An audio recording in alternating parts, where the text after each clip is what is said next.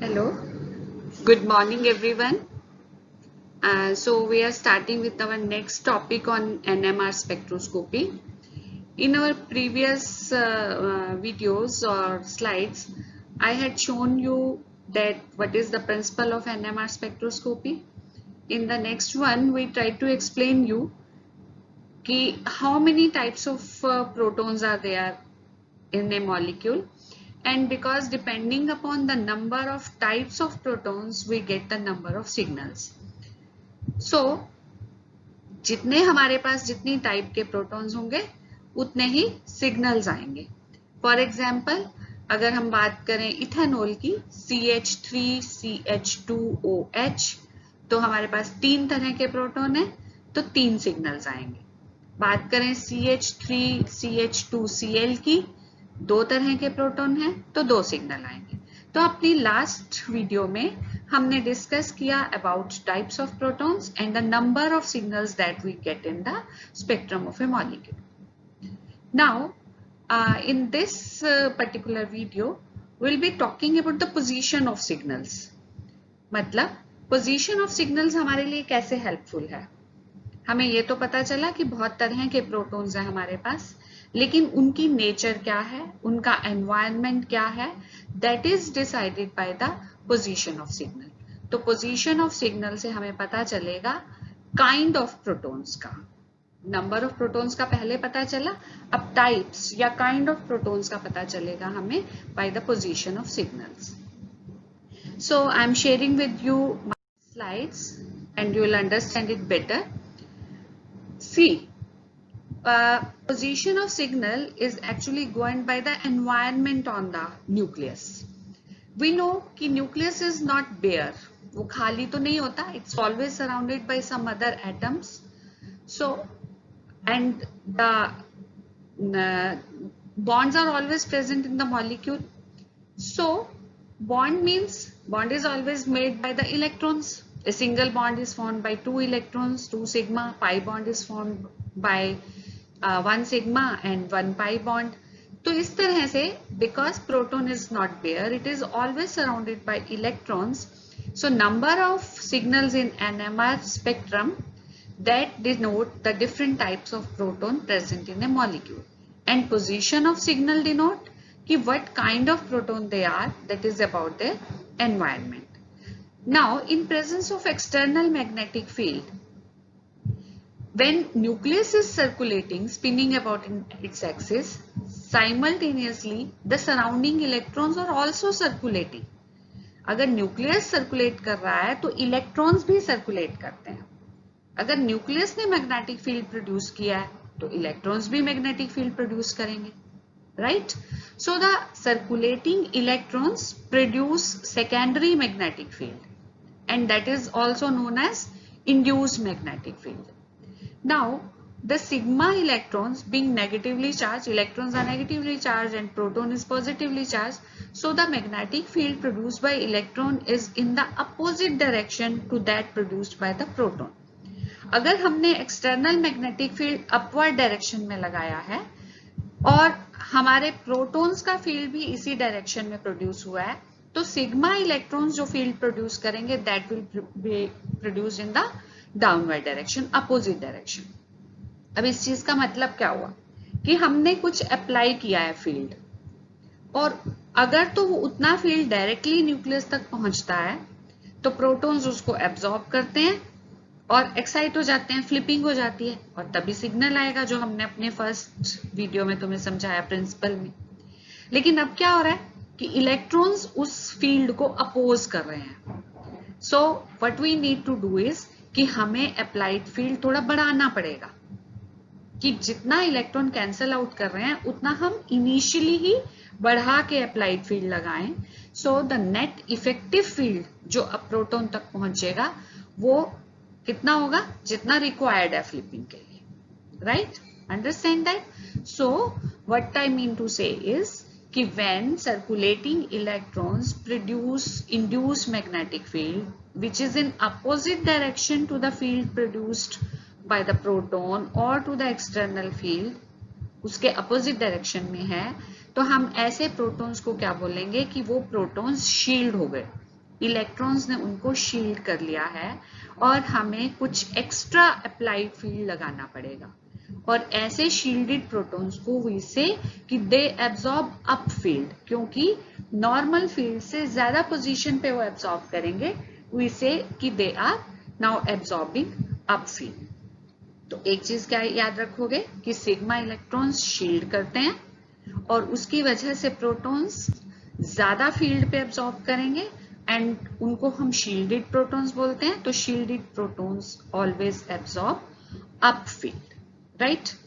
अब क्या देखते हैं हम कि हमेशा इलेक्ट्रॉन्स अपोज नहीं करते हैं। अगर हम पाई इलेक्ट्रॉन्स की बात करें तो जो पाई इलेक्ट्रॉन्स हैं, यू नो पाई बॉन्ड बनाते हो तुम, कैसे बनाते हो? It's always above and below the plane of the ring. Sigma तो प्लेन पे होता है, प्लेन ऑफ बॉन्ड पे होता है, और पाई ऊपर और नीचे इलेक्ट्रॉन क्लाउड होता है। तो जब ये पाई इलेक्ट्रॉन सर्कुलेट करते हैं तो you can see in this diagram that in the center of the molecule the direction of the circular, जो मैंने circular path बनाया मैग्नेटिक फील्ड का, that is in opposite direction, और outer में जब वो मूव करके जा रहा है तो that is in the same direction upward। तो you can see center में मैंने लिखा है shielded region और बाहर की डायरेक्शन में लिखा है de-shielded region। So now it depends upon the position of proton कि वो बीच वाली पोजीशन पे प्रेजेंट है या साइड में प्रेजेंट है। तो जब पाई बॉन्ड बनता है तो क्या देखते हैं हम, you imagine, you write down the structure of benzene. Hexagonal ring बनाओ, उसमें प्रोटॉन्स कहाँ लिखते हैं? At the 6 corners of the hexagonal ring, right. Means now the protons are present in the range where the electrons are deshielding. सो pi electrons usually de-shield, मतलब they produce the magnetic field which is again in the upward direction, और upward direction में ही हमने ये blue colour की line पे तुम B not देख रहे हो, अपना एक्सटर्नल फील्ड लगा रखा है। तो अब अगर हमने कुछ अप्लाइड फील्ड लगाया था तो पाई इलेक्ट्रॉन ने क्या किया है?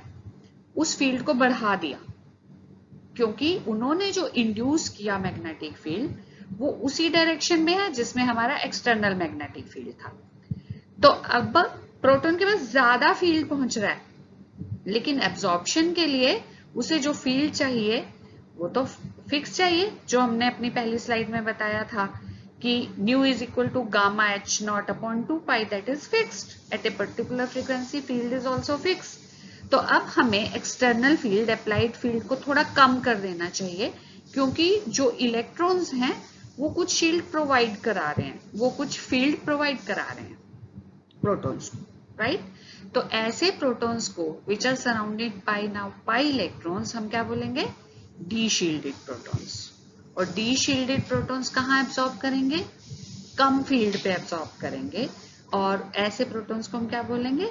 कि दे एब्सॉर्ब डाउन फील्ड। तो जनरलाइज अगर मैं करूं तो हम क्या कहेंगे कि सिग्मा इलेक्ट्रॉन्स प्रोटॉन को शील्ड करते हैं और उस वजह से वो प्रोटॉन अप फील्ड एब्सॉर्ब करेगा, हमें एक्सटर्नल फील्ड थोड़ा ज्यादा लगाना पड़ेगा, अप्लाइड फील्ड। और जो पाई इलेक्ट्रॉन्स हैं वो प्रोटॉन को डी-शील्ड करते हैं, यानी वो अपना जो इंड्यूस फील्ड प्रोड्यूस कर रहे हैं वो उसी डायरेक्शन में है जिसमें एक्सटर्नल फील्ड है, तो हमें अप्लाइड फील्ड थोड़ा कम कर देना चाहिए। Got it? तो ऐसे प्रोटॉन्स को हम डी-शील्डेड प्रोटॉन्स बोलेंगे और वो डाउन फील्ड एब्सॉर्ब करेंगे। Shielded protons up field, D-shielded protons down field, right. अब ये जो शील्डिंग और डी-शील्डिंग ऑफ प्रोटॉन्स है मैंने तुम्हें समझाया, you can understand it again कि I have shown in the diagram B not is the external magnetic field. Arbitrarily हम इसको अपवर्ड ऐसी डायरेक्शन में दिखाते हैं, ये कुछ रूल्स हो जाते हैं कि एक्सटर्नल फील्ड को हमने इस डायरेक्शन में दिखाना है। और जो न्यूक्लियस का फील्ड है वो भी प्रोटॉन का भी उसी फील्ड में प्रोड्यूस होता है, उसी डायरेक्शन में प्रोड्यूस होता है। उसका मैग्नीट्यूड एक्सटर्नल फील्ड के मुकाबले में बहुत ही नेग्लिजिबल, राइट। अब सेकंड तुम देख रहे हो कि proton is surrounded by electron density, तो आसपास के जो इलेक्ट्रॉन्स हैं वो भी सर्कुलेट कर रहे हैं, they are also producing magnetic field. और जो फील्ड प्रोड्यूस्ड बाय इलेक्ट्रॉन्स है उसको हम सेकेंडरी या इंड्यूस्ड मैग्नेटिक फील्ड बोलते हैं। तो इंड्यूस्ड मैग्नेटिक फील्ड की जो डायरेक्शन है वो डिपेंड करती है नेचर ऑफ इलेक्ट्रॉन्स पे या position of proton in the molecule पे, दो चीजों। नेचर ऑफ इलेक्ट्रॉन मतलब सिग्मा, सिग्मा इलेक्ट्रॉन्स शील्ड करते हैं और इसलिए वो protons, shielded protons up field absorb करेंगे। Pi electrons usually deshield करते हैं। I am using the term usually, not always, हम एक्सेप्शनल एग्जांपल भी लेंगे। तो वो यूजुअली डी शील्ड करते हैं, इसलिए ऐसे protons which are surrounded by pi electrons वो डाउन फील्ड एब्सॉर्ब करेंगे, राइट। इसके अलावा मतलब सिग्मा और पाई इलेक्ट्रॉन्स के अलावा और भी बहुत सारे फैक्टर्स हैं जो कि इस केमिक शील्डिंग और डी शील्डिंग यानी पोजीशन ऑफ सिग्नल्स को इन्फ्लुएंस करते हैं। जैसे कि अगर कोई हेटेरो एटम प्रेजेंट है, हम बड़ा कॉमन एग्जांपल लेते हैं CH3CH2Cl, क्लोरोईथेन। इसमें दो तरह के प्रोटॉन है, एक तो 3 प्रोटॉन CH3 वाले, फिर 2 प्रोटॉन CH2 वाले, और जो 2 प्रोटॉन CH2 वाले हैं they are close to the Cl, और CH3 वाले प्रोटॉन नेचुरली Cl से कुछ दूरी पे हैं। You can write the structure and get to know. तो अब Cl कैसा ग्रुप है? इलेक्ट्रोनेगेटिव है ना क्लोरीन एटम, तो Cl is an electron withdrawing group. अगर कोई ऐसा ग्रुप प्रेजेंट है जो इलेक्ट्रॉन्स को, सिग्मा इलेक्ट्रॉन्स को अपनी तरफ खींच लेता है, तो इसका क्या मतलब हुआ कि प्रोटॉन्स के पास उन सिग्मा इलेक्ट्रॉन्स की जो डेंसिटी है वो क्या हो गई? कम हो गई। सिग्मा इलेक्ट्रॉन्स क्या कर रहे थे? शील्ड कर रहे थे। अगर वो सिग्मा इलेक्ट्रॉन्स प्रोटॉन से दूर चले गए बिकॉज ऑफ इलेक्ट्रॉन विथड्रॉइंग, जैसे क्लोरो एटम हमने कहा, क्लोरो ग्रुप, तो वो शील्डिंग इफेक्ट क्या हो गया? कम हो गया, क्योंकि सिग्मा इलेक्ट्रॉन्स शील्ड कर रहे थे, सिग्मा इलेक्ट्रॉन्स को दूर भगा दिया Cl ने, तो इलेक्ट्रॉन विथड्रॉइंग इफेक्ट की वजह से शील्डिंग इफेक्ट भी कम हो गया। तो ऐसे ग्रुप फिर क्या कर देंगे? शील्डिंग की बजाय उन्होंने प्रोटॉन को डी शील्ड करने में हेल्प कर दी, राइट। तो मैंने लिखा कि hetero atoms in the neighbourhood में शील्ड और D shield depending upon their nature. If the hetero atom is electron withdrawing, that will de-shield, and if it is electron donating, it will shield। कि अगर electron देगा, electron density को बढ़ाएगा, तो जितने electron, sigma electron ज्यादा होंगे उतनी शील्डिंग ज्यादा होगी, ठीक है। और जो इलेक्ट्रॉन विथड्रॉइंग ग्रुप है वो डी शील्ड करते हैं, electron donating group naturally shield करते हैं। इलेक्ट्रॉन डोनेटिंग शील्ड ही तो करेंगे ना, कि इलेक्ट्रॉन दे रहे हैं वो प्रोटॉन को, और सिग्मा इलेक्ट्रॉन जितने ज्यादा होंगे उतनी शील्डिंग ज्यादा होगी, right. Next I have written कि शील्डिंग और डिशील्डिंग को मैंने यहाँ शो किया है कि कॉर्नर पे लेफ्ट और राइट साइड पे तुम्हें लिखा दिख रहा है TMS। We will discuss about it कि व्हाट इज TMS। तो वैसे इस फिगर में तुम देख पा रहे हो कि राइट साइड वाले प्रोटॉन्स को मैंने लिखा है अप फील्ड यानी शील्डेड प्रोटॉन्स, और लेफ्ट वाले जो हैं उनको लिखा है डाउन फील्ड यानी D shielded protons. Next, what is effective and applied field strength, जो अभी मैं तुम्हें बता भी रही थी कि सबके सब प्रोटॉन एक पर्टिकुलर फॉर्मूला है। तो अभी हम बात कर रहे थे about effective and applied field strength.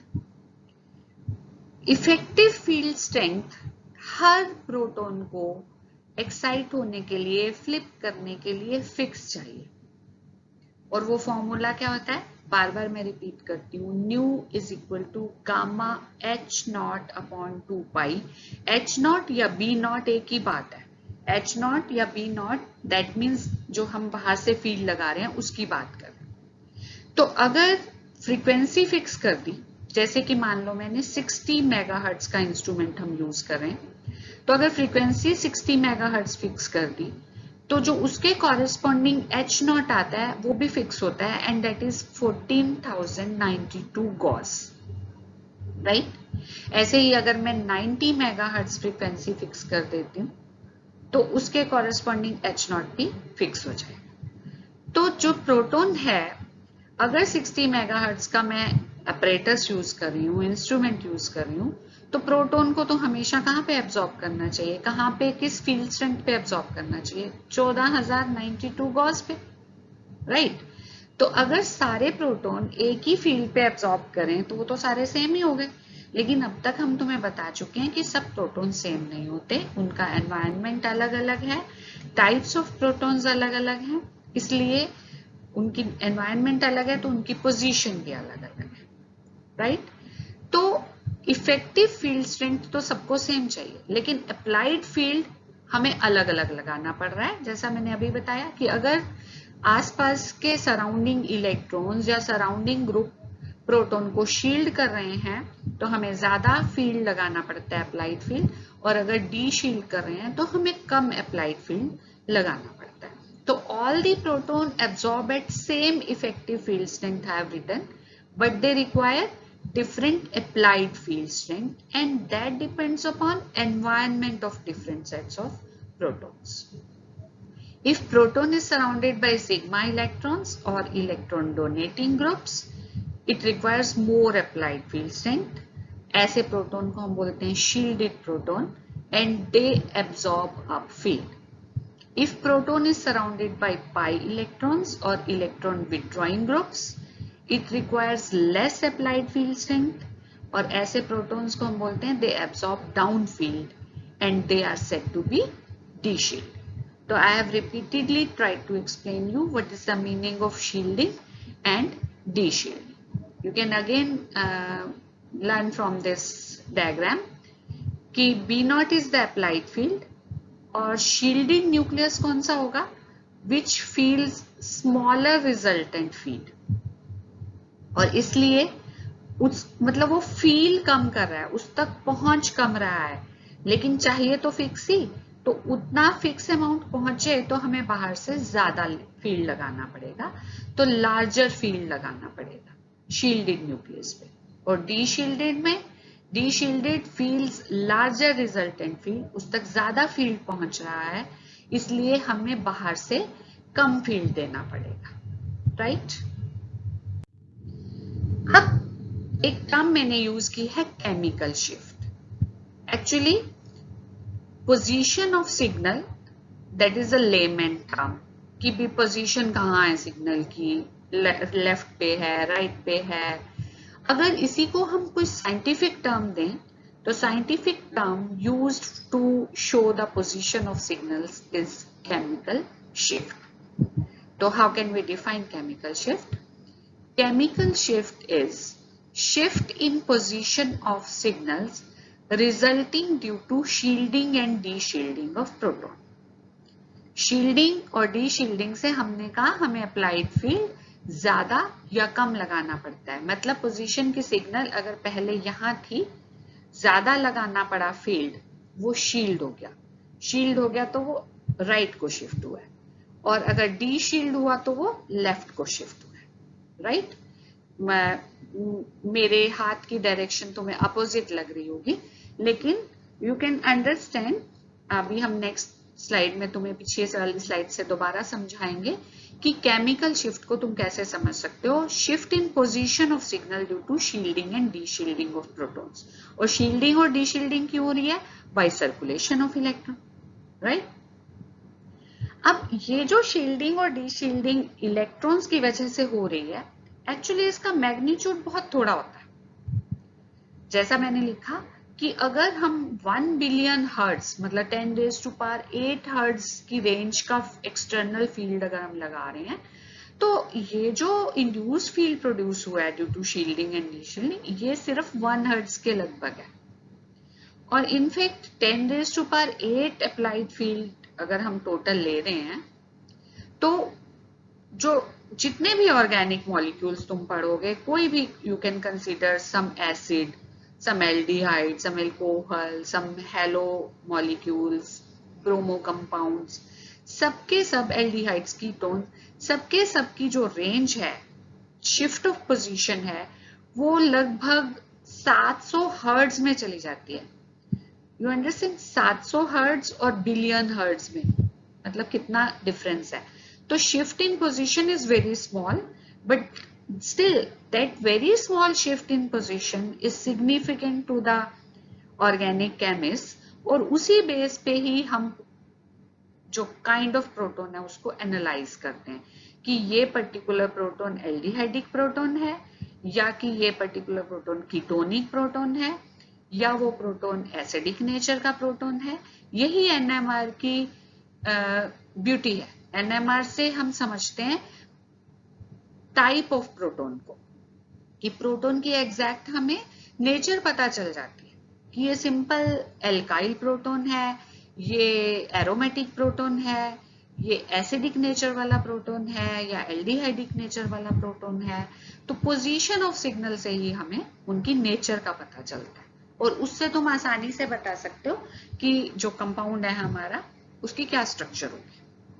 ठीक है, तो अब ये क्योंकि पोजीशन बहुत थोड़ी चेंज हो रही है, हमने कहा कि 1 हर्ट्ज, 2 हर्ट्ज, 10 हर्ट्ज, 20 हर्ट्ज, जो कि बिलियन हर्ट्ज के मुकाबले में बहुत कम है, तो इस पोजीशन को हम एब्सोल्युटली नोट नहीं कर सकते कि 1 हर्ट्ज इधर होना, that is not easy to find out. तो इसलिए रिलेटिव टर्म में हम पोजीशन ऑफ सिग्नल्स को नोट करते हैं, मतलब किसी के कंपैरिजन में। इसको मैं यूं समझाना चाहूंगी कि तुम अपनी पिछली क्लासेस में फिजिकल में पढ़ के आए इलेक्ट्रोकेमिकल सीरीज, ठीक है, इलेक्ट्रोकेमिस्ट्री में। उसमें क्या लेते हैं, hydrogen is the standard electrode, पढ़े हो, और उसका हम स्टैंडर्ड इलेक्ट्रोड पोटेंशियल कितना ले लेते हैं, 0। उसके कंपैरिजन में हम कहते हैं कि जिंक का इलेक्ट्रोड पोटेंशियल कितना है और कॉपर का इलेक्ट्रोड पोटेंशियल कितना है। इलेक्ट्रोकेमिकल सीरीज में जिंक ऊपर है हाइड्रोजन से और कॉपर नीचे है। So that is a relative term कि हाइड्रोजन के मुकाबले में जिंक कैसा है और कॉपर कैसा है। ऐसे ही यहाँ पे हम जो स्टैंडर्ड यूज कर रहे हैं that is TMS, most commonly use standard is TMS। TMS की फुल फॉर्म रहती है tetramethylsilane. Silane is an analogue to methane. Methane की स्ट्रक्चर तो सब जानते हो, CH4 कार्बन और चारों तरफ हाइड्रोजन, और सीलेन क्या हो जाएगी, कार्बन के प्लेस पे लिख लो सिलिकन, सिलिकन चारों तरफ हाइड्रोजन। लेकिन हम यूज कर रहे हैं टेट्रा मिथाइल सीलेन, मतलब सेंटर में सिलिकन और 4 जो ग्रुप लगे हुए हैं वो क्या है, मिथाइल ग्रुप। अब हम क्या जानते हैं कि जो कार्बन है उसकी इलेक्ट्रोनेगेटिविटी होती है 2.5, सेंटर में नहीं है वो कार्बन, सिलिकन है सेंटर में। सिलिकन की इलेक्ट्रोनेगेटिविटी होती है उसके कंपैरिजन में 1.8। मतलब कौन ज्यादा इलेक्ट्रोनेगेटिव हुआ, कार्बन या सिलिकन, कार्बन। ठीक है, अब हमारे पास क्या है, सिलिकन सेंटर में है और चारों तरफ मिथाइल ग्रुप्स लगे हुए हैं। अब सिलिकन बीइंग मोर इलेक्ट्रोपॉजिटिव या लेस इलेक्ट्रोनेगेटिव, तो ये इलेक्ट्रॉन्स को किधर पुश करेगा, टुवर्ड्स मिथाइल ग्रुप। चारों तरफ मिथाइल ग्रुप है, सिलिकन और कार्बन बॉन्ड वाले सारे इलेक्ट्रॉन किस तरफ जाएंगे, कार्बन कार्बन की तरफ, मिथाइल ग्रुप्स की तरफ जाएंगे। मतलब वो जो मिथाइल वाले प्रोटॉन्स हैं वो क्या हो गए, बहुत शील्ड हो गए, they are totally surrounded by electrons, means they are highly shielded. तो TMS ऐसा कंपाउंड चूज किया गया है जिसमें 12 प्रोटॉन है, 4 मिथाइल ग्रुप, हर एक में 3-3 प्रोटॉन, मतलब टोटल 12 प्रोटॉन। 12 के 12 प्रोटॉन इक्विवेलेंट है, सेम नेचर के, एक ही सिग्नल देंगे पहली बार। और 12 के 12 proton they are highly shielded, क्योंकि सिलिकन ने उनको इलेक्ट्रॉन्स दे दे के बहुत शील्ड कर दिया। तो they are the most considered to be most shielded protons in organic molecules. ठीक है, और एक और फायदा क्या है TMS को यूज करने का, कि हम TMS को अपने जो कंपाउंड जिसके हम स्ट्रक्चर नोट करना चाह रहे हैं उसमें मिक्स कर देंगे।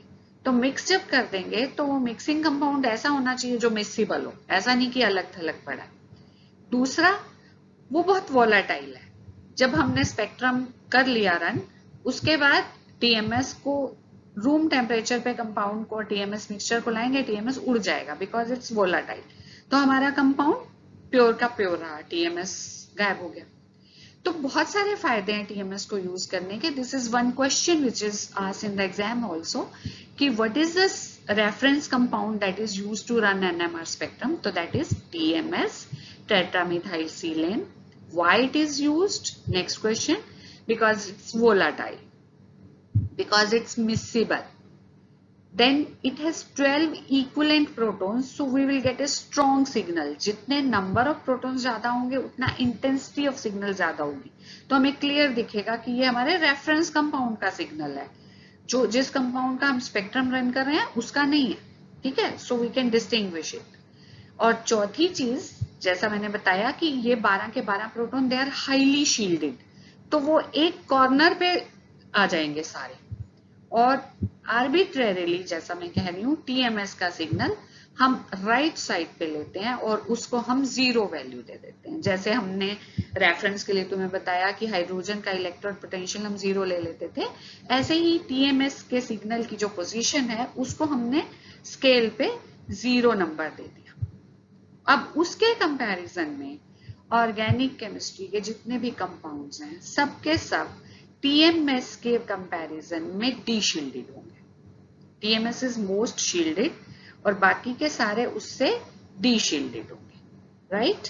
तो सब हम रेफरेंस टीएमएस लेंगे, उसके मुकाबले में जो उसके क्लोज है वो कम डी शील्डेड, जो दूर है वो ज्यादा डी शील्डेड, जो और दूर है वो ज्यादा डी शील्डेड.